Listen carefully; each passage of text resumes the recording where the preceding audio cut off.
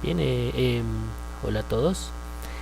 En esta serie de tutoriales voy a explicar fundamentalmente la interfaz y las características pues más importantes o más relevantes de Unity 3D, y que obviamente son las que uno empieza a explorar en una primera instancia cuando uno empieza a trabajar con el motor de videojuegos.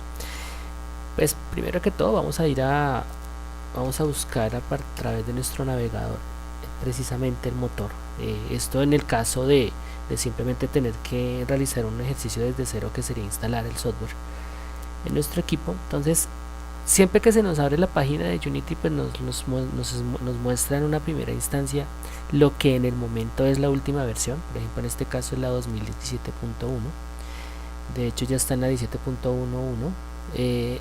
Y básicamente de lo que se trata es como de explorar un poco la manera en la que nosotros podemos realizar la descarga. Entonces, por ejemplo, si nosotros le decimos que obtener Unity, inmediatamente se nos abre una página donde nos muestra las diferentes opciones para tener Unity en nuestro equipo. Básicamente la versión personal, que es la que usualmente más se descarga. De hecho, simplemente es la misma versión Plus o Pro, pero en la versión personal simplemente tenemos que especificar pues que vamos a usarlo de manera personal y no tiene ningún costo, mientras que en Plus y Pro pues ya se asume que debemos simplemente pagar por una licencia. Y en este caso Unity ha pasado de tener una licencia, un costo de licencia único, y que simplemente se renueva cuando sale una nueva versión, que estuvo en su momento alrededor de los 1.500.000, 3 millones aproximadamente de pesos. Hoy en día pues se paga una mensualidad, como pueden ver. Obviamente pues no es el caso, es decir, no voy a realizar la descarga, pero digamos que si quiero una prueba personal, digo que quiero una prueba personal, entonces inmediatamente me sale esta ventana. Entonces hay una serie de características que me piden a mí, me describen a mí que debo cumplir para poder optar por la versión personal, y le digo descargar instalador. Cuando yo le digo que descargue el instalador, se descarga un archivo pequeño que es un asistente de descarga e instalación. Él solo realiza la descarga del instalador de Unity y realiza él mismo también la instalación.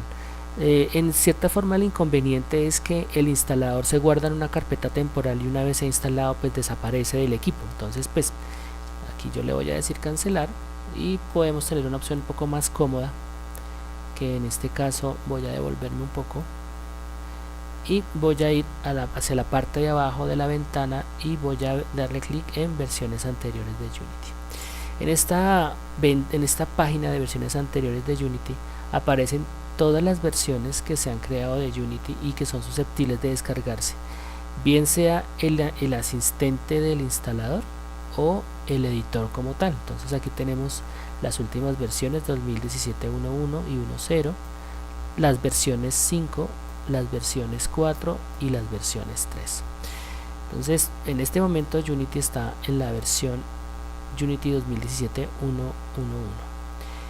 1.1.1. La versión a partir de la cual yo voy a realizar el tutorial es la versión 5.5.3 y es por ahora una de las últimas y la que es relativamente compatible hasta el momento con la gran mayoría de plugins. Obviamente tenemos algunos que ya son solamente compatibles con la 5.6, por ejemplo, y obviamente habrán algunos que son solamente compatibles con Unity 2017, pero pues obviamente todo depende de lo que se quiera realizar. Por ahora digamos, si nosotros hacemos clic en 2017 o en cualquier versión, vamos a encontrar estas opciones, y es que nos permite realizar la descarga por separado de ciertos elementos: el editor, que es el motor propiamente dicho, unos plugins de caché server que nos permite hacer algunos trabajos relativos a servidor, shaders, que son materiales integrados, es decir, en la versión del editor no vienen adjuntos, acá los instalaríamos nosotros de manera separada. Recursos estándar, esto se refiere a, por ejemplo, elementos como personajes en primera, tercera persona, algunos materiales, algunos elementos que permiten hacer prototipado. Estos son lo que se denominan activos estándar. También tiene atmósferas y ese tipo de cosas. Tenemos por separado un ejemplo de proyecto, que es un ejemplo, es un proyecto terminado. Cuando digo terminado es que es simplemente un proyecto con un nivel, o es un ejemplo de varios ejercicios realizados en Unity, pero finalizados completamente, y que generalmente se ofrecen como una opción, como una primera opción, para que las personas inicien un entrenamiento alrededor de Unity y empiecen a comprenderlo. Y por último, un instalador de soporte para Samsung TV. En este caso esto está separado porque Unity digamos que tiene la alternativa de, una vez he instalado el programa, una vez he instalado el motor, descargar los paquetes que corresponden a las diferentes plataformas de publicación. Entonces una de estas es Samsung, y aquí se ofrece de una manera instantánea instalador de soporte para Samsung TV. Entonces esta es una opción. Si nosotros le damos, por ejemplo, clic a el editor, se nos va a descargar precisamente este programa. Este se instala de una manera similar a cualquier software y tiene un peso limitado, tiene apenas 521 megas, porque es apenas las librerías y componentes básicos del editor. Vuelvo y digo, todo lo que involucra los recursos para las diferentes plataformas se descargan por separado. Vamos a decirle aquí cancelar. Bien, entonces vamos a ver acá. Aquí yo tengo dos versiones de Unity. Voy a abrir la versión de 32 bits de Unity. Esta es la pantalla de Splash, y en esta pequeña ventanita que vemos acá, voy a minimizar el navegador, estamos viendo un asistente de apertura de proyectos. Cuando nosotros ya tenemos una serie de proyectos abiertos, ya hemos realizado algunos proyectos, se nos van a aparecer acá en el orden de apertura, y eventualmente pues nos aparece la ruta en la cual está ubicado el proyecto y la versión con la que se ha trabajado. Obviamente, como son proyectos ya trabajados con la versión 5.5, en su mayoría están con esta versión, a excepción de uno que vemos acá, Circular Gravity, que está realizado con la versión 5.2, lo que significa que nunca se ha abierto con esta versión 5.5. Y in the cloud pues significaría proyectos que yo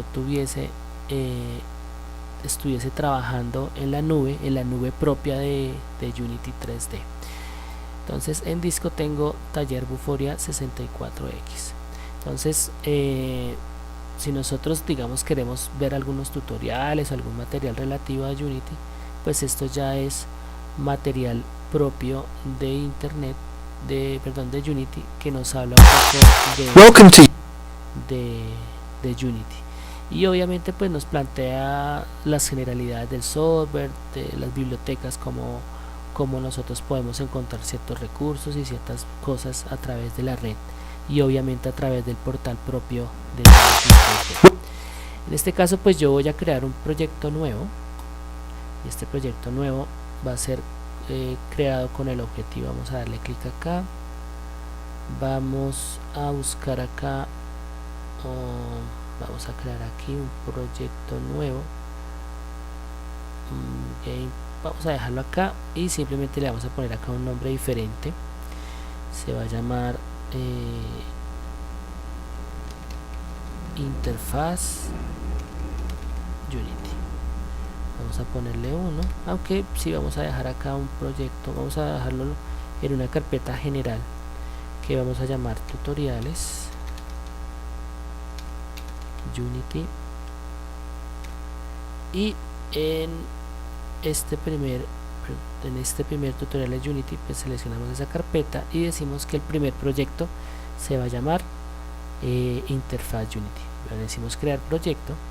En este momento pues Unity se cierra por un momento, digamos que se cierra en su interfaz, pero en este momento se está ejecutando de tal forma que está realizando una recopilación de todas las librerías que son necesarias para poder trabajar este nuevo proyecto. Entonces él lo que hace es hacer una recopilación de recursos ya digámoslo así que predeterminados, y como de manera estándar Unity trabaja para equipos de estación, es decir, plataformas PC, Mac y Linux, pues son precisamente estas las que él va a preconfigurar de una manera predeterminada.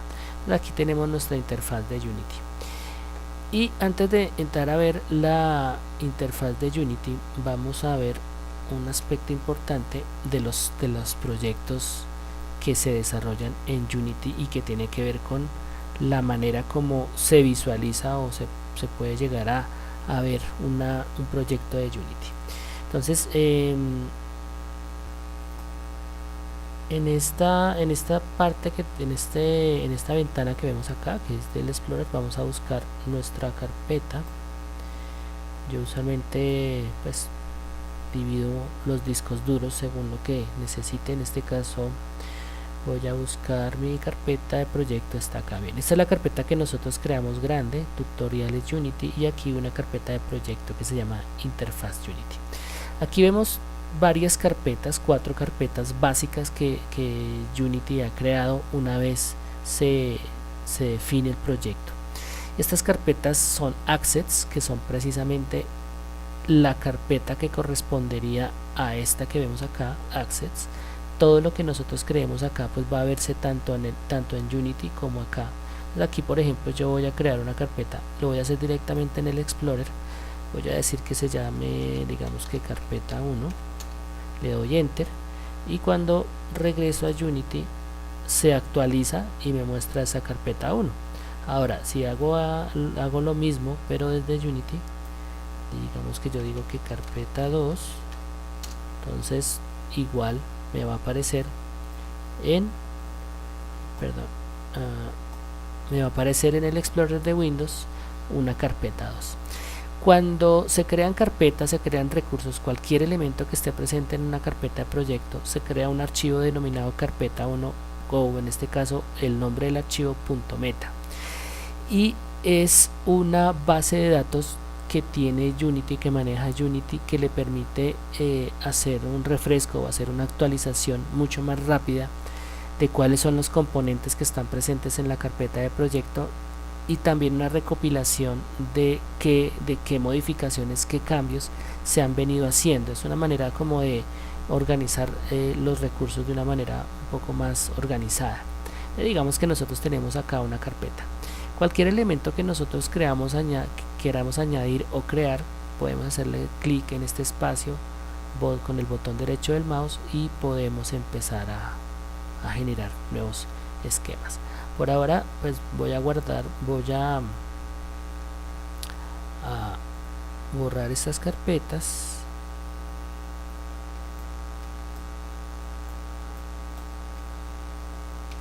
suprimir, listo. Aquí dice que esta acción no tiene reverso, y es porque fíjense, aquí se ha borrado completamente de la interfaz, y usualmente uno esperaría tal vez que esa información haya quedado almacenada en algún espacio. Me refiero a que haya quedado guardada en algún elemento o en algún espacio del disco, y pues fácilmente pues uno podría encontrarlos. Aquí vemos carpeta 1, carpeta 2 en la papelera de reciclaje. Pero con respecto a Unity, la razón por la cual uno no puede deshacer es que si yo oprimo Control Z, por ejemplo, pues no pasa absolutamente nada. Entonces eso es a lo que se referiría. Obviamente cualquier elemento, cualquier configuración que se haya dado alrededor de estos componentes que se han borrado, pues prácticamente desaparecen y hay que volverlos a realizar. De paso voy a aprovechar y voy a borrar estos elementos que tengo en la papelera.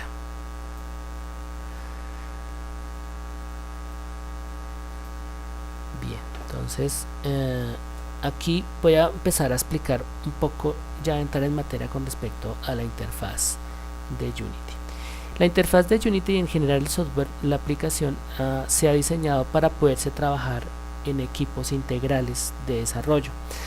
Esto quiere decir que no es un motor dirigido solamente a los programadores, solamente a los modeladores, a los ilustradores, a los músicos, no, es un motor de juegos diseñado para trabajar integralmente con otras personas de otras especialidades. Por lo tanto, se ha pensado en que la interfaz sea lo más amigable posible.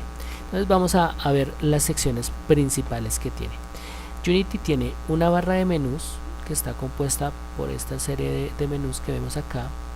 Tiene una barra de herramientas que no tiene una similitud como lo que nosotros conocemos en Adobe, en otras plataformas que generalmente tienen una forma vertical.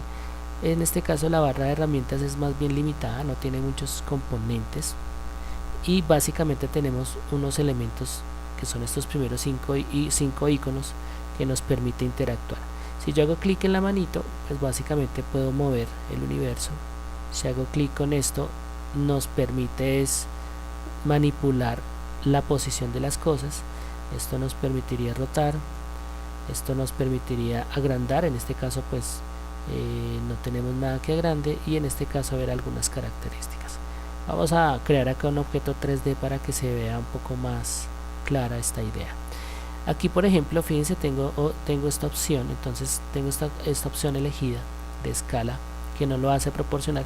Entonces esto permite que yo pueda jugar un poco como con las cosas, y si ya tenemos una escala proporcional pues tendríamos esto. Este elemento central, este elemento centrado que vemos acá, que tiene esta forma, tiene 3 flechitas, es lo que se llama un gizmo. Entonces nos muestra específicamente los 3 ejes de un objeto dentro de un universo 3D. Aquí tenemos el de rotación también. Fíjense que tiene varios colores. Esto ya nos representa pues que cada color corresponde a un eje: rotación, posición y el paneo del escenario.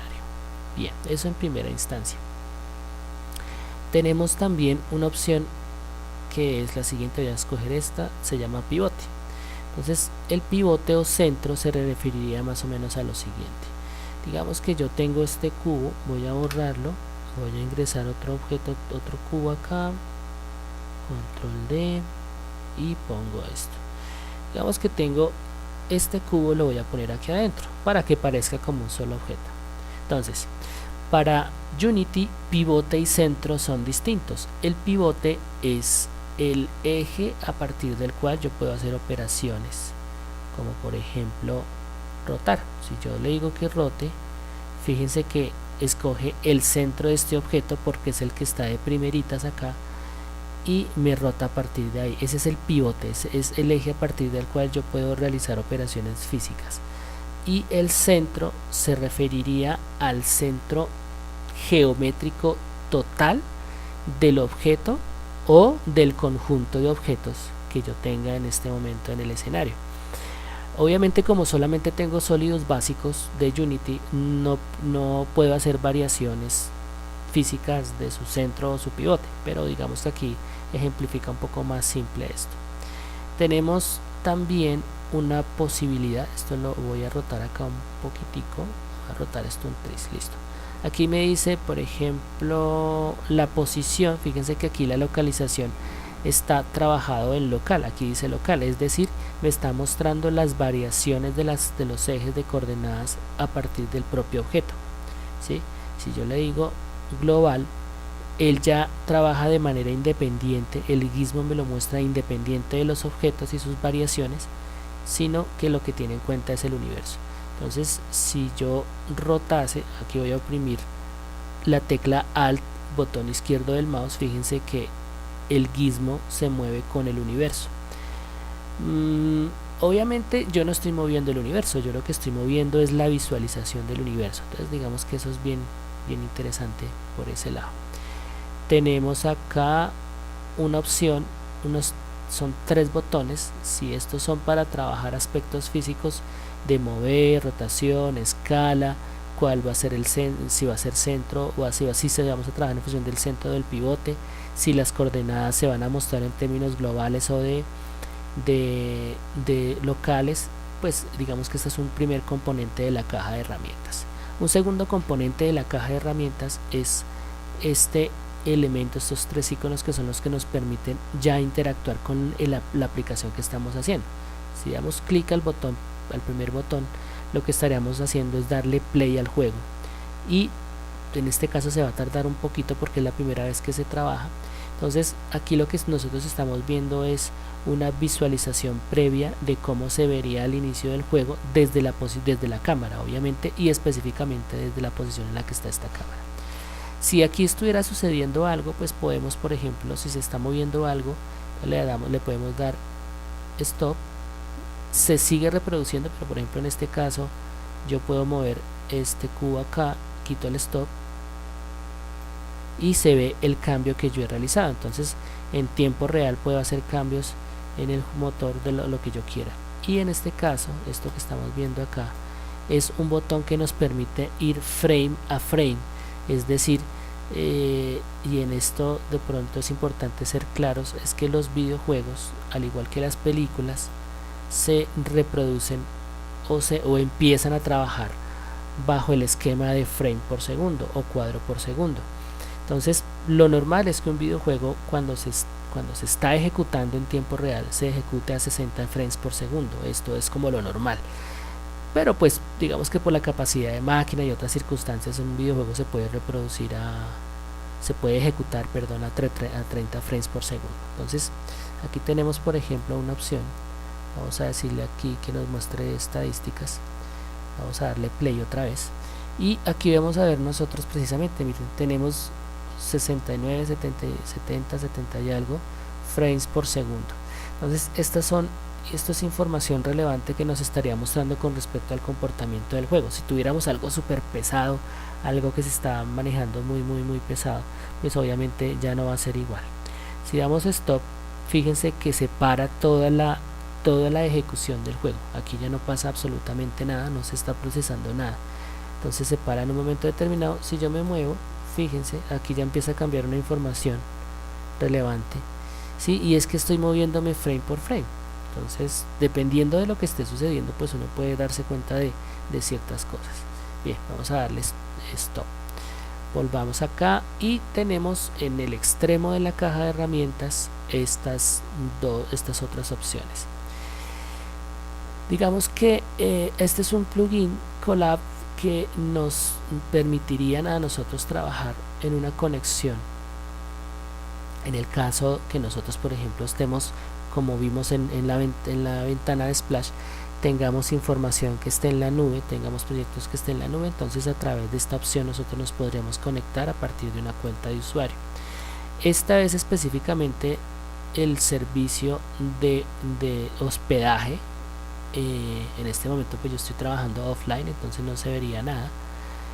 Y la cuenta, generalmente Unity, cuando uno quiere acceder a los recursos que están en línea de Unity a través del Access Store, uno debe crear una cuenta. De hecho, cuando uno digámoslo así, descarga el software, independiente del tipo de licencia, él lo que primero va a pedir es una cuenta de correo electrónico para poder crear con esta cuenta de correo electrónico una cuenta con Unity.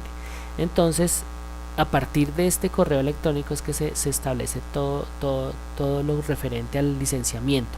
Entonces, con esta cuenta es con la que uno ingresaría. Layers se refiere a tiene un relativo parecido como con Photoshop o con After Effects en términos de poder o no realizar tareas con objetos que estén en determinada capa. Eso es el parecido. La diferencia es que obviamente el uso en un motor de juegos es muchísimo más compleja, y es que uno puede simplemente generar layers con propiedades físicas. Por ejemplo, aquí tenemos un layer que se llama, o una propiedad más bien, o puede decirse que es una propiedad física, que es ignorar el RaiCast. Ignorar RaiCast es que yo puedo hacer que ciertos objetos no sean visibles por ciertas características o ciertos métodos del motor que se llaman RaiCast. RaiCast en esencia es que yo puedo a través de un objeto desplegar rayos, y estos rayos son vectores que simplemente tendrían la capacidad de detectar todo aquello que esté alrededor del objeto que los emite. Entonces estos vectores pues van a tener una distancia, van a tener una dirección, y se pueden configurar cosas como por ejemplo el color para que uno los pueda ver mientras edita.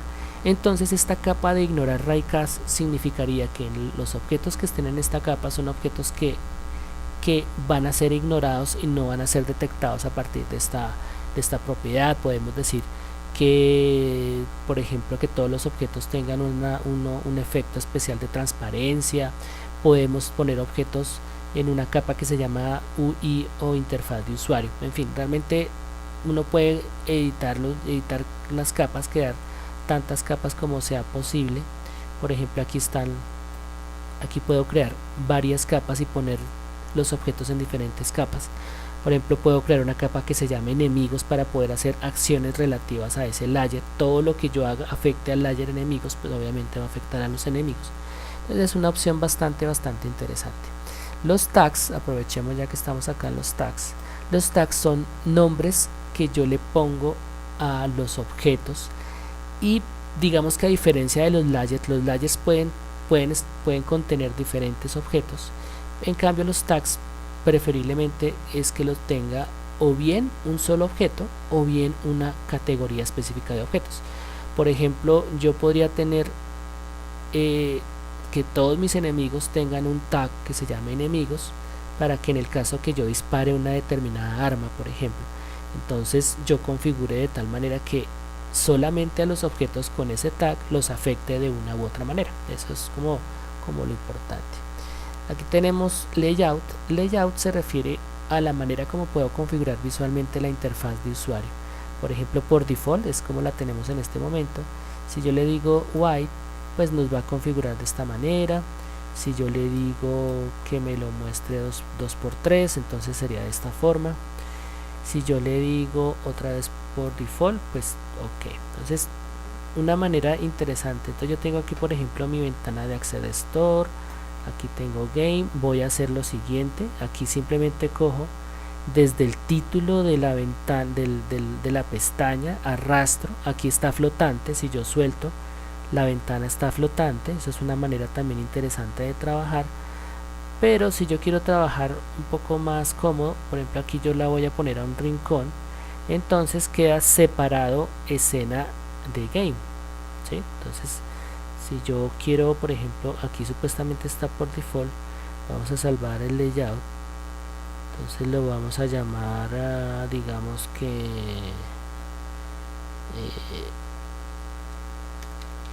interfaz 1, salvar. Entonces yo voy a white, voy a ir a default, mírenlo como lo muestra, y voy a ir a interfaz 1 y me lo presenta de la manera como lo he guardado. Entonces básicamente estas es como las características fundamentales que tienen precisamente la caja de herramientas.